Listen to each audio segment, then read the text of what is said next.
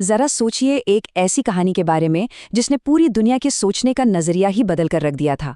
आज के इस विशेष विश्लेषण में हम एक ऐसे महान टेक विजनरी के सबसे मशहूर भाषण की परतों को खोलने वाले हैं, जिसे जीवन के 3 बेहद शक्तिशाली और एकदम अलग अलग सबकों में पिरोया गया है। देखिए, इसमें कोई भारी भरकम थ्योरी नहीं है, बस एक इंसान की जिंदगी के एकदम असली अनुभव हैं जिन्हें आज हम विस्तार से समझेंगे। तो चलिए बिना किसी देरी के इस सफर पर निकलते हैं। चीजों को बिल्कुल सटीक और टू द पॉइंट रखने के लिए हम इस पूरी चर्चा को रूल ऑफ 3 यानी 3 के नियम में बांटेंगे। हमारा एजेंडा बहुत साफ है। पहला, डॉट्स को कनेक्ट करना। दूसरा, प्यार, हार और कड़वी दवा। तीसरा, बदलाव के रूप में मौत। और फिर स्टे हंग्री स्टे फूलिश के उस कमाल के विचार के साथ हम इस चर्चा को पूरा करेंगे। तो शुरुआत करते हैं हमारे पहले भाग से, डॉट्स को कनेक्ट करना यानी पीछे मुड़कर अपने सफर पर भरोसा करना। इस पहली कहानी की जड़ें तो उस विजनरी के जन्म से भी पहले जुड़ी हुई हैं। उनकी बायोलॉजिकल माँ की एक जिद थी कि उन्हें कोई कॉलेज ग्रेजुएट परिवार ही गोद ले। लेकिन किस्मत का खेल देखिए, ऐन मौके पर उन्हें ऐसे वर्किंग क्लास माता पिता ने गोद लिया जिन्होंने कभी कॉलेज या हाई स्कूल की शक्ल तक नहीं देखी थी। शर्त बस एक थी कि बच्चे को आगे चलकर कॉलेज जरूर भेजा जाएगा। 17 साल बाद ऐसा हुआ भी, लेकिन उस कॉलेज की फीस इतनी ज्यादा थी कि उन माता पिता की जिंदगी भर की सारी जमा पूंजी पानी की तरह बहने लगी। अब जरा इस टाइम लाइन पर गौर कीजिए। ये सबसे दिलचस्प बात है कि कैसे एक ऐसा फैसला जो उस वक्त किसी डरावने सपने जैसा लग रहा था, बाद में एक मास्टर स्ट्रोक साबित हुआ। सिर्फ 6 महीने, जी हाँ, सिर्फ 6 महीने बाद ही कॉलेज से ड्रॉप आउट करने का बहुत बड़ा फैसला ले लिया गया। इसका सबसे बड़ा फायदा क्या हुआ? अब उन बोरिंग अनिवार्य क्लासों में बैठने की कोई मजबूरी नहीं थी। इसके बजाय अगले 18 महीनों तक सिर्फ उन विषयों की क्लास ली गई जो सच में मजेदार लगते थे। और आपको जानकर हैरानी होगी कि यही रचनात्मक आज़ादी पूरे 10 साल बाद दुनिया का पहला मैक कंप्यूटर डिजाइन करते समय एक बहुत बड़ा निर्णायक मोड़ साबित हुई। लेकिन रुकिए, ये सफर इतना भी आसान या आरामदायक नहीं था जितना शायद सुनने में लगता है। पैसे बचाने के लिए दोस्तों के कमरे में फर्श पर सोना पड़ता था। खाने का जुगाड़ करने के लिए कोक की खाली बोतलें लौटाकर 5-5 सेंट जमा किए जाते थे। और हर रविवार पूरे 7 मील पैदल चलकर हरे कृष्णा मंदिर जाना पड़ता था ताकि हफ्ते में कम से कम एक बार पेट भर के अच्छा खाना मिल सके। लेकिन इन्हीं सब मुश्किलों के बीच एक बहुत अद्भुत चीज हुई, कैलीग्राफी की क्लास। वहीं सेरिफ और सैन सेरिफ टाइपफेस की बारीकियां सीखी गईं। उस वक्त दूर दूर तक इसका कोई भी व्यवहारिक इस्तेमाल नजर नहीं आ रहा था, लेकिन ये विज्ञान से परे एक ऐसी कलात्मक सुंदरता थी जिसने उन्हें पूरी तरह से मंत्रमुग्ध कर दिया था। और फिर आया वो पल, पूरे 10 साल बाद जब पहला मैक बन रहा था तो कैलीग्राफी की वो सारी शिक्षा उसमें डाल दी गई। और नतीजा, मैक दुनिया का पहला ऐसा कंप्यूटर बना जिसमें इतनी बेहतरीन और खूबसूरत टाइपोग्राफी थी। यहाँ का सबसे बड़ा दार्शनिक सबक पता है क्या है?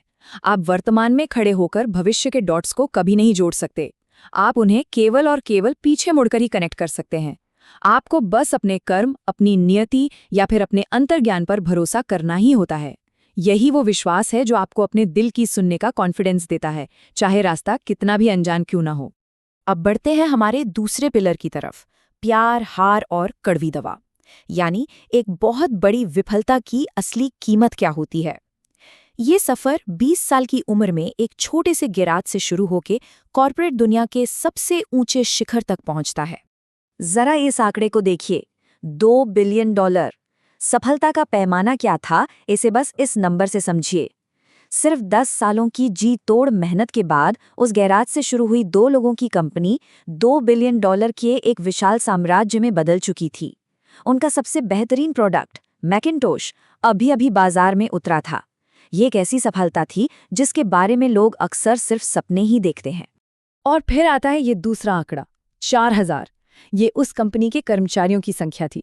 लेकिन पिक्चर अभी बाकी थी और यहीं आता है इस कहानी का सबसे नाटकीय मोड़। सोचिए, 30 साल की उम्र में एक बोर्डरूम विवाद होता है और जिस कंपनी को खुद अपने खून पसीने से बनाया था, उसी कंपनी से बेहद सार्वजनिक तौर पर बाहर का रास्ता दिखा दिया जाता है। पूरा करियर, जिंदगी का इकलौता मकसद, सब कुछ एक झटके में खत्म। ये किसी विनाशकारी भूकंप से कम नहीं था। ऐसा लगा मानो पिछली पीढ़ी के उद्यमियों को बहुत बुरी तरह निराश कर दिया गया हो। लेकिन कहते हैं ना कि हर रात के बाद सवेरा जरूर होता है। इस भयानक विफलता के बाद एक बहुत बड़ा मानसिक बदलाव आया। शुरू के कुछ महीनों तक तो कुछ समझ ही नहीं आया कि आखिर किया क्या जाए। लेकिन एक बात बिल्कुल साफ थी, अपने काम से आज भी उतना ही प्यार था। कंपनी से निकाले जाने के बाद सफल होने का भारीपन अचानक से गायब हो गया था। उसकी जगह ले ली थी एक शुरुआती होने के हल्केपन ने। एक ऐसा फेज जहां कुछ भी तय नहीं था, लेकिन सब कुछ मुमकिन था। इसी हल्केपन ने जिंदगी के सबसे रचनात्मक और आजाद दौर के दरवाजे खोल दिए। अगले 5 सालों में जो कुछ भी हुआ वो किसी चमत्कार से कम नहीं था। इस क्रिएटिव दौर में सबसे पहले नेक्स्ट नाम की एक नई कंपनी शुरू की गई। फिर पिक्सार की स्थापना हुई, जिसने इतिहास रचते हुए दुनिया की पहली computer animated film toy story बनाई। और फिर एक ऐसा दाव चला गया जिसने सबको हैरान कर दिया। एप्पल ने खुद नेक्स्ट को खरीद लिया और पुरानी कंपनी में एक बार फिर से वापसी हो गई। वही नेक्स्ट की तकनीक आज एप्पल के पुनर्जागरण का सबसे बड़ा आधार है। इस पूरे घटनाक्रम का सार बस इतना सा है, जिंदगी कभी कभी आपके सिर पर ईंट से वार करती है, बहुत जोर की चोट लगती है, लेकिन ऐसे वक्त में अपना विश्वास डगमगाने मत दीजिए। वो इकलौती चीज जिसने उन्हें कभी रुकने नहीं दिया, वो था अपने काम से बेइंतहा प्यार। कुछ भी महान करने का सिर्फ एक ही फॉर्मूला है, आप जो भी करें उससे प्यार करें। अगर आपको वो काम अभी तक नहीं मिला है तो बस अपनी तलाश जारी रखिए, कभी भी समझौता मत कीजिए। चलिए अब तीसरे और सबसे गहरे भाग की ओर चलते हैं, बदलाव के रूप में मौत। कैसे मृत्यु जैसे विचार का इस्तेमाल जीवन में स्पष्टता लाने के लिए किया जा सकता है। ये कहानी 17 साल की उम्र में पढ़े गए एक बहुत ही पावरफुल विचार से शुरू होती है। 33 ये उन वर्षों की संख्या है जिसके दौरान उस विचार को एक रोजाना की आदत बना लिया गया। लगातार 33 सालों तक हर सुबह शीशे के सामने खड़े होकर खुद से एक सवाल पूछा जाता था। ये सवाल जीवन की दिशा तय करने के लिए एक बहुत ही सटीक डायग्नोस्टिक टूल बन गया था।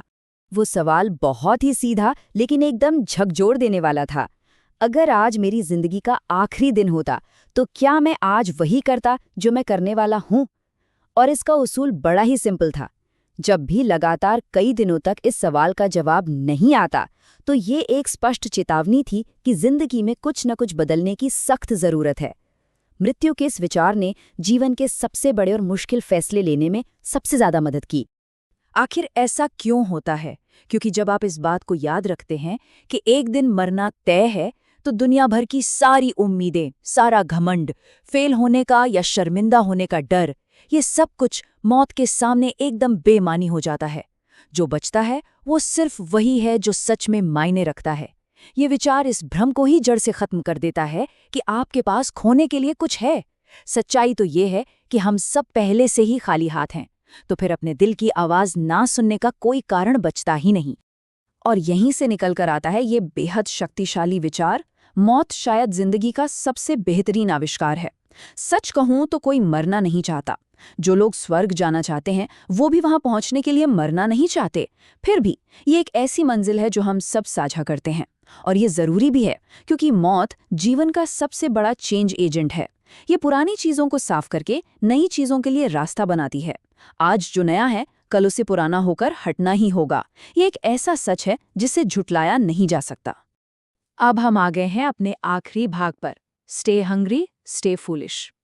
इन तीनों कहानियों से जो ज्ञान और अनुभव निकला, चलिए उसे आगे के सफर के लिए कुछ अंतिम सबकों के रूप में समेटते हैं। यहाँ एक बहुत बड़े जाल के बारे में चेतावनी दी गई है, जिसे डॉगमा कहते हैं। डॉगमा यानी दूसरे लोगों की सोच के नतीजों के साथ जीना। देखिए, हमारा समय बहुत सीमित है। इसे किसी और की जिंदगी जीने में बर्बाद कर देना एक बहुत बड़ी त्रासदी है। दूसरों की राय के शोर में अपनी खुद की आंतरिक आवाज को कभी दबने नहीं देना चाहिए।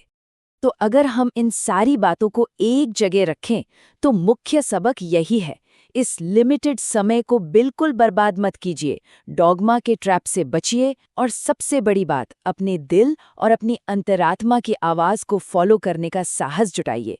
क्योंकि अजीब बात है, लेकिन आपके दिल को पहले से ही पता होता है कि आप सच में क्या बनना चाहते हैं। बाकी सब कुछ तो बस सेकेंडरी है। इस पूरी चर्चा को खत्म करते हुए एक बहुत बड़ा सवाल पीछे छूट जाता है। अपने अंतर्ज्ञान को समझने, विफलताओं से सीखने और मृत्यु की सच्चाई को स्वीकार करने के बाद क्या आपका मौजूदा रास्ता वही रहेगा जिस पर आप अभी चल रहे हैं? इस सवाल पर गहराई से विचार कीजिएगा। आज के इस विश्लेषण में बस इतना ही। एक नए और दिलचस्प विषय के साथ हम बहुत जल्द फिर से जुड़ेंगे।